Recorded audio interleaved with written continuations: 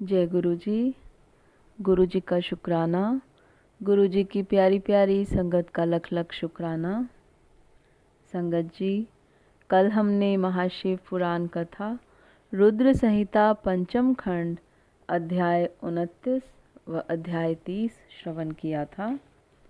कल के अध्याय में हमने श्रवण किया था शंखचूड़ का असुर राज्य पर अभिषेक और उसके द्वारा देवों का अधिकार छीना जाना, देवों का ब्रह्मा की शरण में जाना, ब्रह्मा का उन्हें साथ लेकर विष्णु के पास जाना, विष्णु द्वारा शंखचूड़ के जन्म का रहस्योद्घाटन और फिर सबका शिव के पास जाना और शिव सभा में उनकी झांकी करना तथा अपना अभिप्राय प्रकट करना। संगत जी, आज हम अगला अध्याय 31 से अध्याय 35 श्रवण करेंगे। जय गुरु जी। ओम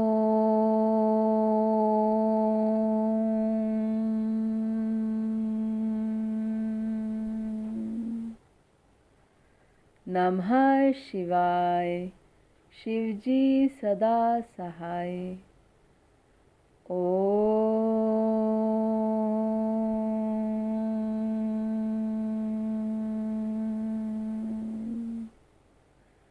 नमः शिवाय। गुरुजी सदा सहाय। जय गुरु जी। महाशिव पुराण कथा रुद्र संहिता पंचम खंड अध्याय 31 से अध्याय 35। देवताओं का रुद्र के पास जाकर अपना दुख निवेदन करना, रुद्र द्वारा उन्हें आश्वासन और चित्ररथ को शंखचूड़ के पास भेजना, चित्ररथ के लौटने पर रुद्र का गणों, पुत्रों और भद्रकाली सहित युद्ध के लिए प्रस्थान, उधर शंखचूड़ का सेना सहित पुष्पभद्रा के तट पर पड़ाव डालना तथा दानवराज के दूत और शिव की बातचीत। सनत कुमार जी कहते हैं, मुने, जो अत्यंत दीनता को प्राप्त हो गए थे, उन ब्रह्मा और विष्णु का वचन सुनकर शिवजी मुस्कुराए और मेघ गर्जना के समान गंभीर वाणी में बोले। शिवजी ने कहा, हे हरे, हे ब्रह्मा, तुम लोग शंखचूड़ द्वारा उत्पन्न हुए भय को सर्वथा त्याग दो। निसंदेह तुम्हारा कल्याण होगा। मैं शंखचूड़ का सारा वृतांत यथार्थ रूप से जानता हूँ। यह पूर्व जन्म में एक गोप था जो ऐश्वर्यशाली भगवान श्री कृष्ण का भक्त था। इसका नाम सुदामा था।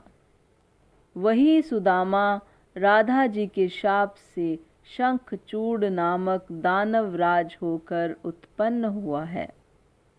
यह परम धर्मज्ञ और देवताओं से द्रोह करने वाला है। यह दुर्बुद्धिवश अपने उत्कृष्ट बल के भरोसे संपूर्ण देवगणों को क्लेश दे रहा है। अब तुम लोग प्रेम पूर्वक मेरी बात सुनो और देवों को आनंदित करने के लिए शीघ्र ही कैलाशवासी रुद्र के समीप जाओ। वह रुद्र रूप मेरा ही उत्तम पूर्ण रूप है। मैं ही देव कार्य की सिद्धि के हेतु पृथक स्वरूप धारण करके वहाँ प्रकट हुआ हूँ। मेरा वह रूप ऐश्वर्यशाली तथा परिपूर्णतम है। हरे, इसलिए मैं भक्तों के वशीभूत हो कैलाश पर्वत पर सदा निवास करता हूँ। तदनंतर कैलाश पहुंचकर देवताओं ने भगवान महेश की स्तुति की और अंत में कहा, महेशान, आप तो कृपा के आकर हैं। दीनों का उद्धार करना तो आपका बाना ही है। प्रभो, दानवराज शंखचूड़ का वध करके इंद्र को उसके भय से मुक्त कीजिए और देवों को इस विपत्ति से उबारिए।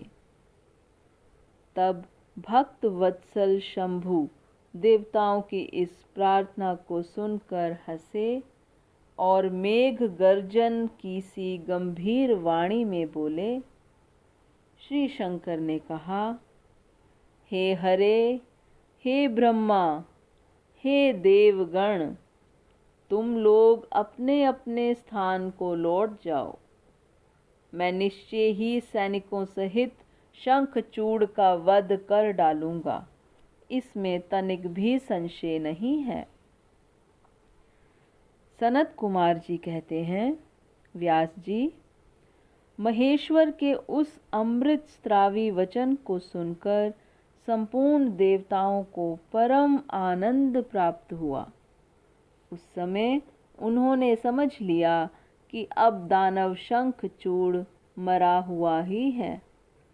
तब महेश्वर के चरणों में प्रणिपात करके विष्णु वैकुंठ को और ब्रह्मा सत्यलोक को चले गए तथा संपूर्ण देवता भी अपने अपने स्थान को प्रस्थित हुए।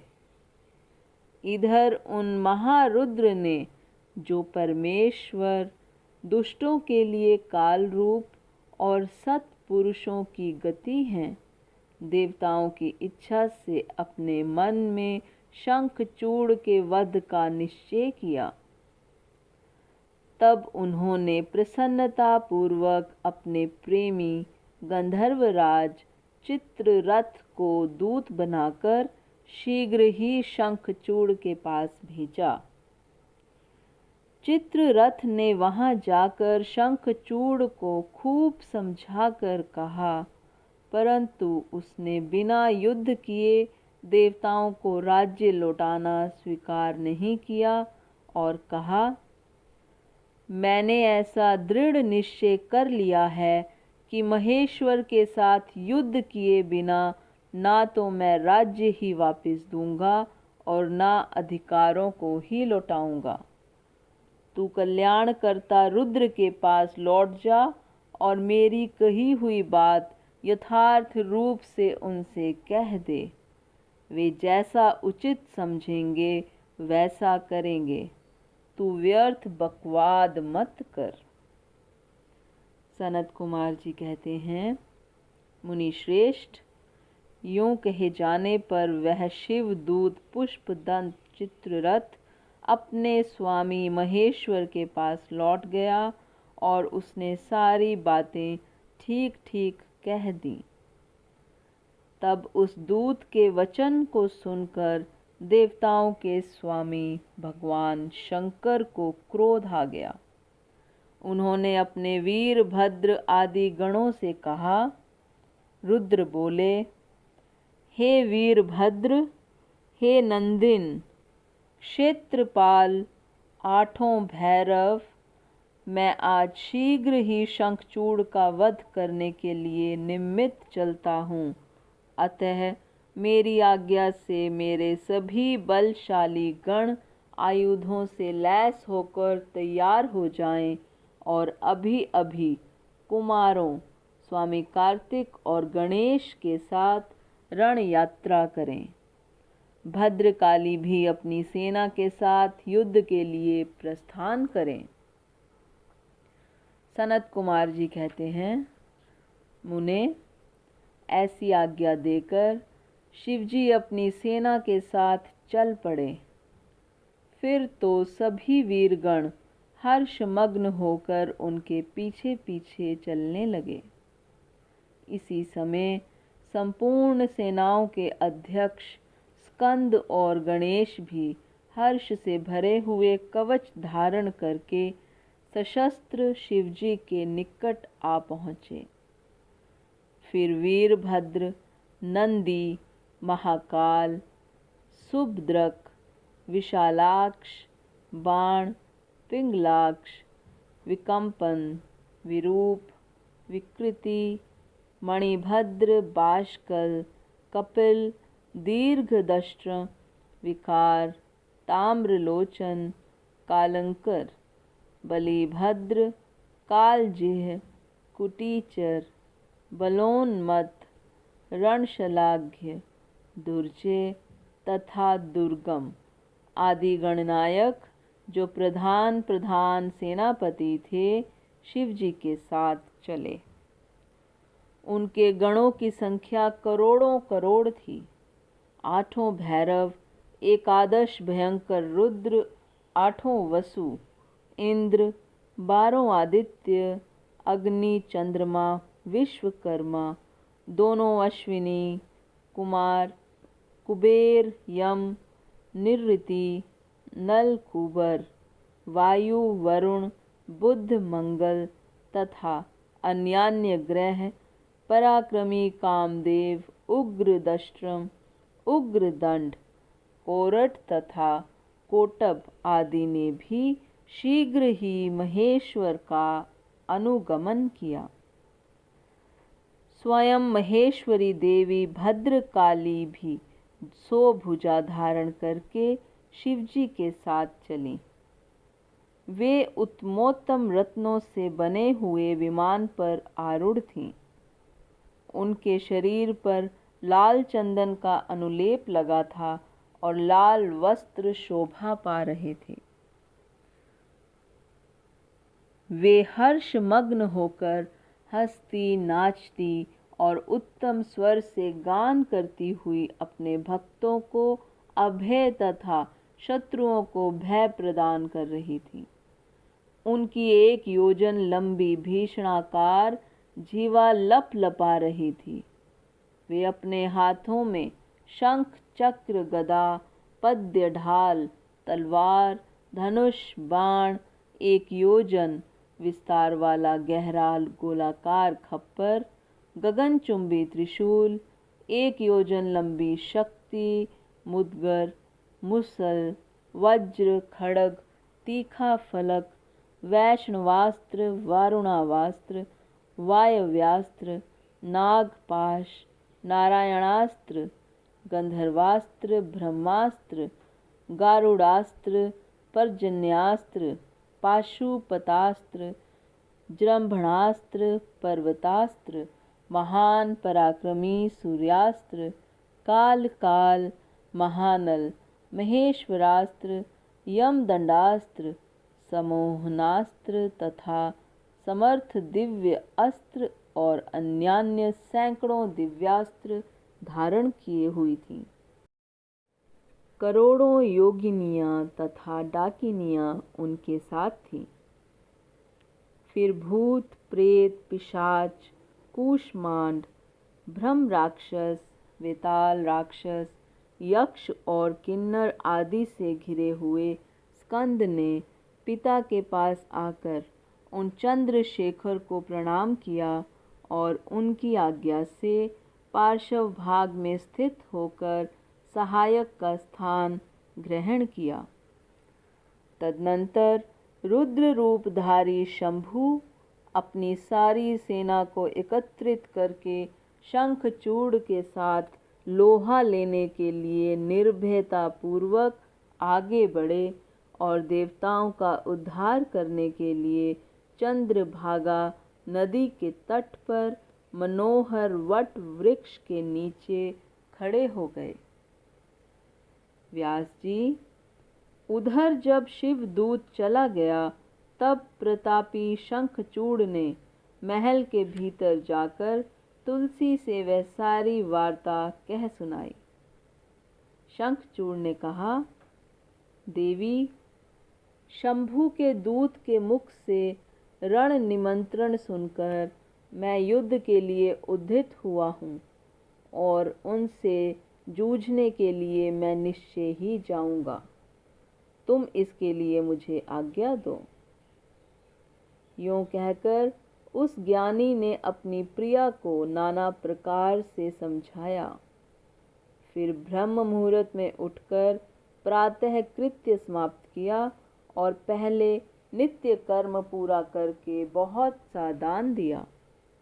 तत्पश्चात अपने पुत्र को संपूर्ण दानवों के राज्य पर अभिषिक्त करके उसे अपनी भार्या, राज्य और सारी संपत्ति समर्पित कर दी। पुनः जब उसकी प्रिया तुलसी रोती हुई उसकी रण यात्रा का निषेध करने लगी, तब राजा शंखचूड़ ने नाना प्रकार की कथाएं कहकर उसे ढाढ़स बंधाया। तदनंतर उस समादृत दानवराज ने कवच धारण करके युद्ध करने के लिए उद्यत हो अपने वीर सेनापति को बुलाकर उसे आदेश देते हुए कहा।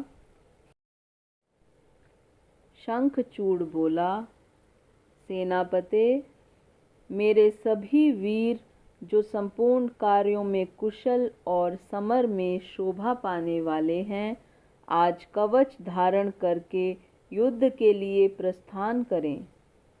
शूरवीर दानवों और दैत्यों की 86 टुकड़ियां तथा बलशाली कंकों की निर्भीक सेनाएं अस्त्र शस्त्र से सुसज्जित होकर नगर से बाहर निकलें। करोड़ों प्रकार से पराक्रम प्रकट करने वाले जो असुरों के 50 कुल हैं, वे भी देवों के पक्षपाती शंभु से युद्ध करने के लिए प्रस्थित हों। मेरी आज्ञा से धौर्मुरों के 100 कुल भी कवच से विभूषित हो शंभु के साथ लोहा लेने के लिए शीघ्र ही निकलें। कालकेयों, मौर्यों, दोहृदों तथा कालकों को भी मेरी यह आज्ञा सुना दो कि वे रुद्र के साथ संग्राम करने के लिए रण सामग्री से सुसज्जित हो चलें।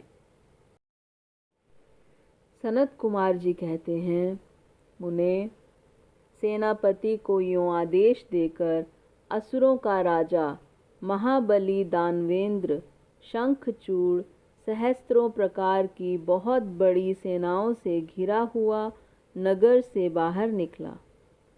उसका सेनापति भी युद्ध शास्त्र में निपुण, महारथी, महान शूरवीर और रणभूमि में रथियों में अग्रगण्य था। इस प्रकार युद्ध स्थल में वीरों को भयभीत कर देने वाला वह दानवराज 3 लाख अक्षौहिणी सेनाओं पर शासन करता हुआ शिविर से बाहर निकला और उत्तमोत्तम रत्नों द्वारा निर्मित विमान पर आरूढ़ हो गुरुजनों को आगे करके युद्ध के लिए चल पड़ा। आगे बढ़ने पर वह पुष्पभद्रा नदी के तट पर सिद्धाश्रम में जा पहुंचा।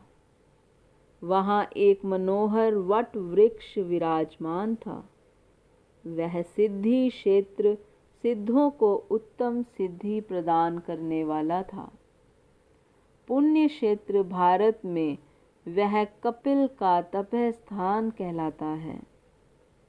वह भूभाग पश्चिम समुद्र से पूर्व, मल्य पर्वत से पश्चिम, श्रीशैल से उत्तर और गंधमादन से दक्षिण था। उसकी चौड़ाई 5 योजन और लंबाई 500 योजन थी। भारत के उस भाग में उत्तम पुण्य प्रदान करने वाली तथा शुद्ध स्फटिक के समान स्वच्छ जल से परिपूर्ण पुष्पभद्रा और सरस्वती नाम की 2 रमणीय नदियां बहती हैं। सदा सौभाग्य से संयुक्त रहने वाली लवण सागर की प्रिया भार्या पुष्पभद्रा सरस्वती के साथ हिमालय से निकली है और गोमंत पर्वत को बाएं करके पश्चिम समुद्र में जा मिली है। वहां पहुंचकर शंखचूड़ ने शिवजी की सेना को देखा। मुने, उसने पहले शिवजी के पास एक दानवेश्वर को दूत के रूप में भेजा। उसने शिवजी से युद्ध ना करने के लिए कहा और शिवजी ने उसे देवताओं का राज्य लौटा देने की बात कही।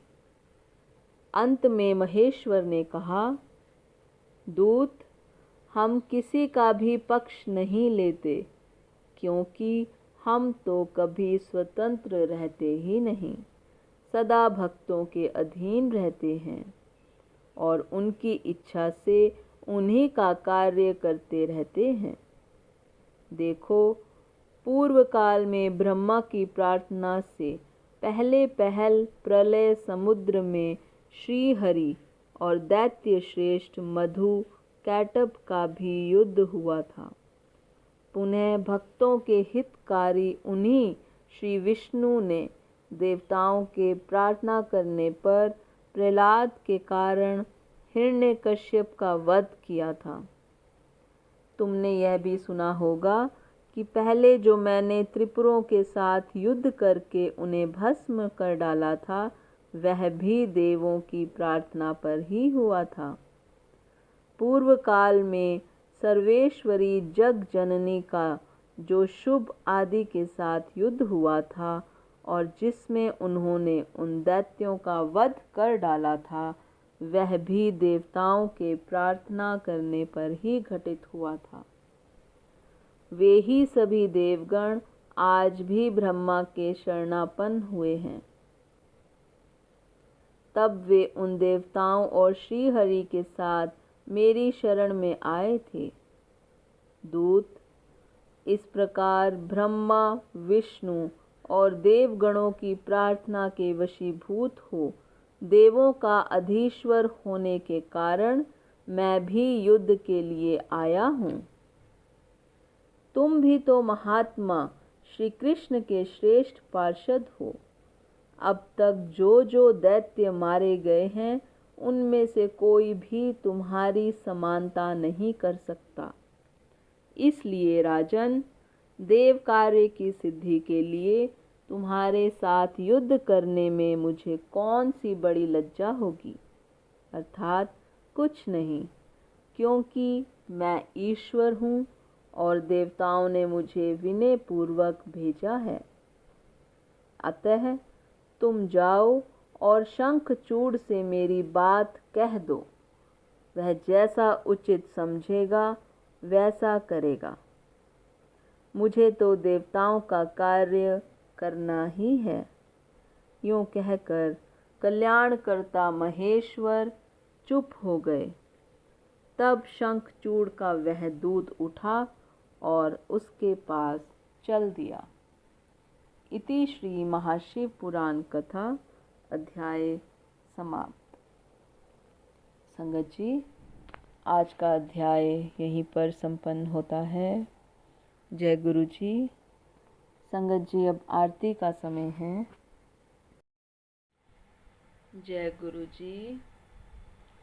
ओम जय शिव ओमकारा, स्वामी हरे शिव ओमकारा, ब्रह्मा विष्णु सदा शिव, बोले भोलेनाथ महादेव, अर्धांगी धारा, ओम जय शिव ओमकारा।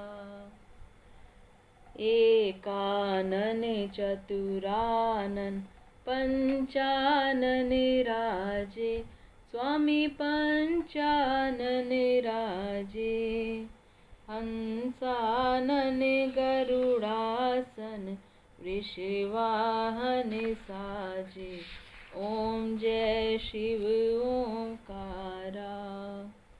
दो भुज चार चतुर्भुज, 10 भुज ते सोहे, स्वामी 10 भुज ते सोहे, तीनों रूप निरखता, त्रिभुवन जन मोहे, ओम जय शिव ओमकारा। अक्षमाला बनमाला, मुंडमाला धारी, स्वामी मुंडमाला धारी, चंदन मृग मद चंदा भोले शुभकारी। ओम जय शिव ओमकारा। श्वेतांबर पीतांबर बाघांबर अंगे स्वामी बाघांबर अंगे। सनकादिक ब्रह्मादिक भूतादिक संगे। ओम जय शिव ओमकारा। करके मध्य कमंडल चक्र त्रिशूल धरता भोले चक्र त्रिशूल धरता। जग करता जग हरता जग पालन करता। ओम जय शिव ओमकारा। त्रिगुण शिव जी की आरती जो कोई नर गावे स्वामी प्रेम सहित गावे। कहत शिवानंद स्वामी कहत हरि हरि स्वामी मनवांछित फल पावे। ओम जय शिव ओमकारा। ओम जय शिव ओमकारा। स्वामी हर शिव ओमकारा। भोले पार्वती का प्यारा। ब्रह्मा विष्णु सदा शिव भोले भोलेनाथ महादेव अर्धांगी धारा। ओम जय शिव ओमकारा। बोलो शंकर भगवान की जय। भोलेनाथ भंडारी की जय। पार्वती माता की जय। बोलो सद्गुरु महाराज की जय। जय गुरु जी। शुक्राना गुरु जी। शुक्राना संगत जी। जय गुरु जी।